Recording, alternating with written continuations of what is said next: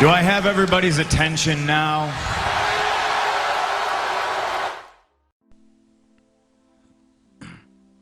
Yo les amis, c'est Kajat, on parle catch. Aujourd'hui, review de Friday Night SmackDown du 24 septembre 2021. Et avant de commencer cette vidéo, j'aimerais vous demander de liker, de commenter, de vous abonner, de partager. C'est extrêmement important pour le Reported Chain. Nous allons devant des 350 abonnés avant la fin septembre, les amis. Donc nous avons Becky Lynch qui arrive sur le ring. Becky Lynch qui dit qu'elle a donné naissance à un enfant et elle est revenue rapidement. Et elle n'a reçu aucune fête pour son retour. Elle dit que la semaine dernière, elle n'avait pas le choix d'attaquer Bianca Belair pendant sa fête et que c'est la dure loi de la jungle. Elle dit que Bianca Belair l'a forcée à avoir un match de championnat. Et ensuite, à Bianca Belair qui arrive, qui la coupe. Bianca Belair qui dit qu'elle défend Becky Lynch de parler de sa famille, de ses parents. Elle dit que c'est vrai qu'elle l'a humiliée la semaine dernière devant ses proches, mais que ça ne se reproduira pas. Et à Extreme Rules, elle vaincra Becky Lynch. Ensuite, elle tend la main à Becky Lynch. Becky Lynch lui en met une. Et ensuite, les deux se battent et Bianca Belair prend le dessus sur Becky Lynch avec le Kiss of Death. Donc, Bianca Belair qui prend pour la première fois dans cette rivalité le dessus sur Becky Lynch. Nous enchaînons ensuite avec un match qui avait été annoncé la semaine dernière, match pour le titre intercontinental. Shinsuke Nakamura défend son titre contre Apollo Crews. Il est accompagné de Rick Boogs et Crews est accompagné du Commander Aziz. Donc bon échange, c'est vraiment les deux, ça peut donner un bon match en pay-per-view. Ça peut donner vraiment un bon match en pay-per-view. Il suffirait juste de leur donner une rivalité, une solide rivalité. Et ça pourrait donner vraiment quelque chose d'extrêmement intéressant en pay-per-view pour le titre intercontinental.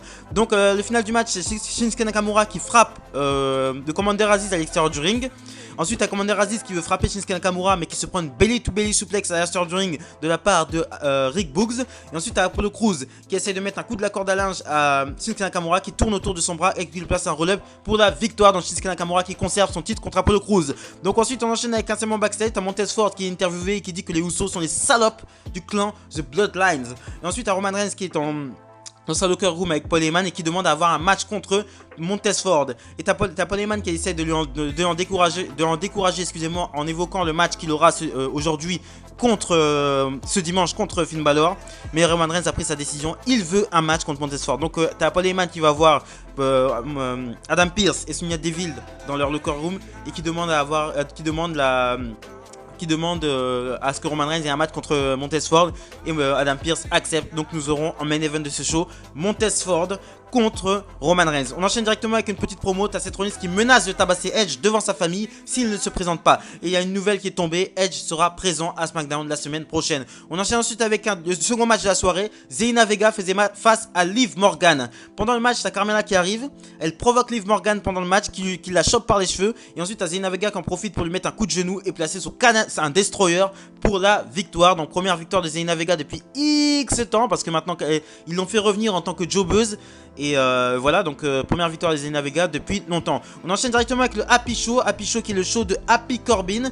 Donc il nous dit que voilà, son show sera différent du KO Show. Il ne détruira personne et ne rendra personne triste. Il va rendre les gens heureux et il annonce que son premier invité est lui-même. Et il raconte un peu sa nouvelle vie, hein. Oui, je suis riche, oui, machin. Et il dit qu'il est heureux d'avoir attaqué Kevin Owens la semaine dernière et qu'il montre. Ensuite, il nous montre les images. Il nous dit qu'il est heureux et qu'il est heureux. Il nous dit. Je sais pas combien de fois il a dit happy, mais il l'a dit beaucoup de fois. Donc ensuite t'as Kevin Owens qui arrive, qui fonce vers le ring, mais il se fait attaquer par un mec avec un sweatshirt. Et ensuite il retire sa capuche. Et c'est Riddick Moss, l'ancien champion 24/7, voilà, qui attaque Kevin Owens et ils font un double shock slam sur Kevin Owens sur l'escalier. Kevin Owens, c'est la déchéance, ils ne savent pas quoi en faire. Et par pitié, parce que Kevin Owens, son contrat se termine bientôt, il faut qu'il parte à la AEW. Il a fait son temps à la WWE, il a fait son temps. Il n'y a plus rien à faire pour lui à la WWE, il n'y a plus rien pour lui. Et ça me désole qu'un catcheur aussi bon que Kevin Owens et aussi charismatique soit foutu dans la mid-card contre Happy Corbin et se fasse défoncer la gueule par Happy Corbin et Riddick Moss. Franchement, c'est vraiment regrettable de ouf. Et Kevin Owens, par pitié, barre-toi frérot. Barre-toi Kevin Owens, barre-toi frérot. Donc on enchaîne directement en troisième match de la soirée. Nikki Ash qui est accompagné de Rhea Ripley, donc qui font les nouvelles championnes par équipe contre les anciennes, contre Natty Hart et qui est accompagné de Tamina, qui sont les anciennes championnes par équipe. Donc très rapidement, victoire de Nikki Ash avec un roll-up sur Natty Hart. Et ensuite pendant leur célébration, t'as Shotzi Hart et Shotzi Blackheart, excusez-moi, et Tegan Knox qui arrivent avec leur tank qui leur tire dessus en guise d'avertissement.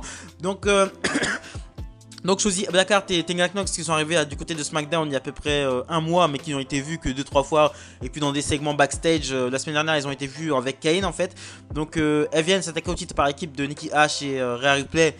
Et donc Natty Hart et Tamina vont pas non plus lâcher l'affaire. Donc ça fait une sorte de triumvirat autour du titre par équipe féminin. Ok, c'est à voir, voilà. Moi Shotzi Blackheart, ok. Tegan Knox, elle m'a jamais intéressé, j'ai jamais trouvé bonne in ring, j'ai jamais trouvé bonne au micro, je la trouve nulle, Tegan Knox. Je vais pas faire le mytho, je la trouve nulle. Voilà. Pas aussi nulle que Bayley, mais je la trouve nulle. Voilà. On enchaîne directement avec un segment. Naomi arrive sur le ring et dit qu'elle est venue à SmackDown pour combattre. Elle dit que Sonya Deville refuse de lui donner une opportunité et que c'est pour cela qu'elle est là ce soir. Elle veut un match. Sonya Deville arrive et lui dit qu'elle n'aura pas de match ce soir. Naomi lui demande elle lui demande alors d'avoir un match contre elle. Sonya Deville dit qu'elle l'aurait sûrement détruit, mais qu'elle n'est plus compétitrice. Et ensuite Naomi fait chanter au public, accepte le match. Elle fait chanter le public, accepte le match. Mais Sonya Deville fait couper le micro de Naomi et ensuite appelle la sécurité pour la transporter en backstage. Donc Naomi, qui est toujours en train de demander, dans cette demande, elle demande à travailler. Elle demande à travailler. Et Sonya Deville l'empêche de travailler par pur sadisme. Donc ce qui va nous emmener, comme je l'avais annoncé la semaine dernière, à un match Sonya Deville contre Naomi. C'est quelque chose d'intéressant. C'est bien amené en tout cas. C'est vraiment bien amené. Et j'ai hâte de revoir Sonya Deville sur le ring. Elle a rien à faire avec... elle a 28 ans, je crois. Elle les a eu il n'y a pas très longtemps. C'était son anniversaire il n'y a pas très longtemps. Elle a rien à faire avec Adam Pearce. Adam Pearce, il peut faire les choses tout seul. Il n'a pas besoin d'un perroquet pour venir répéter ce qu'il dit. Et sa place est sur le ring. Elle était pas mal, elle était vraiment pas mal. Elle faisait des bonnes promos. Et je sais pas pourquoi on l'a coupée comme ça. On l'a fait disparaître. Ensuite on l'a fait réapparaître dans le staff. Non, c'est pas possible. Il faut qu'elle revienne sur le ring. Et contre Naomi, ça peut donner quelque chose d'intéressant. Premier programme intéressant que je vois avec Naomi depuis que je la connais. Depuis très longtemps, hein. Elle était danseuse pour Brodus Clay à l'époque. Et voilà, donc Naomi qui a un programme intéressant et qui est mis on the map. On enchaîne directement avec le main event of the evening. Roman Reigns contre Montez Ford. Roman Reigns est accompagné de Paul Heyman. Très bon échange. Très bon main event de Weekly. Voilà. Bon, moi c'est pas Omega Brian, je vous rassure. Mais c'était bien. Donc les deux ça marche bien. Ça pourrait vraiment faire un pay-per-view. Roman Reigns a vraiment mis over Montez Ford. Il faut dire ce qui est. Roman Reigns il met beaucoup les gens over.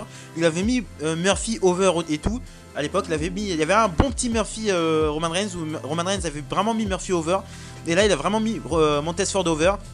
Donc le final du match c'est Montez Ford qui est fort et qui fait son coup spécial, en gros son enchaînement spécial, qui veut faire son From the Heaven Splash, mais Roman Reigns met les genoux et enchaîne avec sa guillotine qui fait abandonner Montez Ford, mais Montez Ford n'a pas démérité. Et ensuite après le match, t'as Paul Heyman qui prend le micro et qui encourage Roman Reigns à montrer à Finn Balor et à Brock Lesnar ce que c'est d'être extrême. Ensuite les Usos débarquent, donnent une chaise à Roman Reigns qui explose Montez Ford et ensuite il prépare une table à l'extérieur du ring. Roman Reigns fait un chokeslam sur la table à Montez Ford et ensuite les lumières s'éteignent. Elle se tamise et c'est le démon qui arrive. Les démons qui fait un crossbody sur Roman Reigns et les Usos. Ensuite il met plusieurs coups de chaise à Roman Reigns et ensuite il fait un sweat-on à l'extérieur du ring pour conclure ce show. Donc voilà, c'est le SmackDown avant le Extreme Rules. Extreme Rules c'est ce soir. C'était un bon show, Les SmackDown sont bons, hein. Les SmackDown sont bons, mais les Raw c'est horrible. Mais SmackDown c'est bon, voilà, c'est bon. C'est pas non plus Rampage, mais c'est bon. Franchement c'est bon et j'ai rien à dire d'autre, voilà. Extreme Rules, ce sera pas le show de l'année. Pour faire un petit truc rapide, parler rapidement d'Extreme Rules. J'ai pas fait de vidéo, j'ai pas fait de pronostic d'Extreme Rules parce que les résultats, je pense qu'on les connaît tous. On connaît tous ces résultats, on sera pas étonné. Il y aura pas d'étonnement, il y aura pas de surprise. Peut-être à la fin du Extreme Rules, oui, ils vont nous faire une surprise. Ils vont nous faire une surprise, Brock Lesnar va venir et voilà. Et puis ça va lancer le programme entre les deux. Mais il n'y aura pas de surprise à Extreme Rules, donc c'est pour ça que je n'ai pas jugé nécessaire de faire une vidéo pronostic sur un show qui n'est pas extrêmement intéressant, qui est plus un show de transition, voilà. Qui est plus, voilà, un show de transition, voilà. Mais en tout cas, Finn Balor, Roman Reigns, je pense que ça va se... Le démon Finn Balor contre Roman Reigns, je pense que ce sera un excellent match.